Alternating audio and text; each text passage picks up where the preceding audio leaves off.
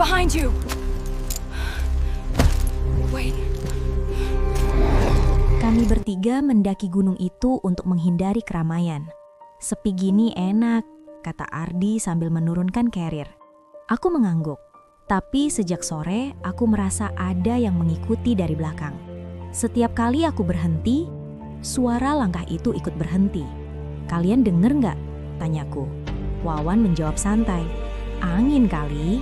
Tapi suara itu bukan angin, terlalu teratur. Seperti sepatu menginjak tanah. Saat kami tiba di area camp, aku menghitung matras yang kami gelar.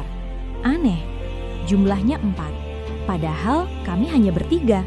Malam turun cepat, api unggun kecil menyala, dan kabut mulai masuk pelan ke tenda.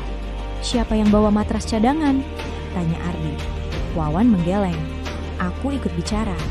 Aku nggak bawa. Kami saling menatap.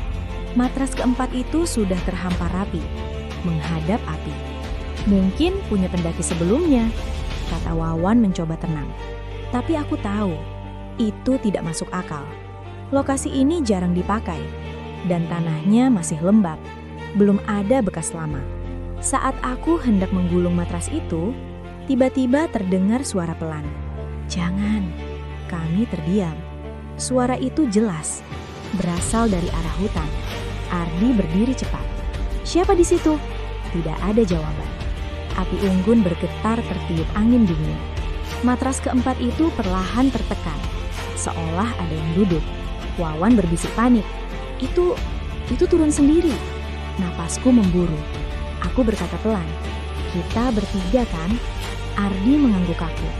Dari balik kabut, terdengar suara napas berat. Sangat dekat. Lalu suara itu berkata lagi. Lebih pelan. Aku ikut dari bawah. Kami tidak berani lari. Kami hanya membaca doa, menunduk, dan menunggu sampai api unggun padam sendiri. Saat pagi tiba, matras keempat itu hilang, tapi jejaknya tertinggal jelas, mengarah ke jalur turun. Saat di base camp, penjaga bertanya santai, "Kalian berempat ya?" Kami serentak menjawab tidak. Penjaga itu terdiam, lalu berkata pelan, "Semalam ada satu yang ikut turun, tapi tidak sampai." Sejak itu aku paham, di gunung, tidak semua yang bermalam berniat pulang.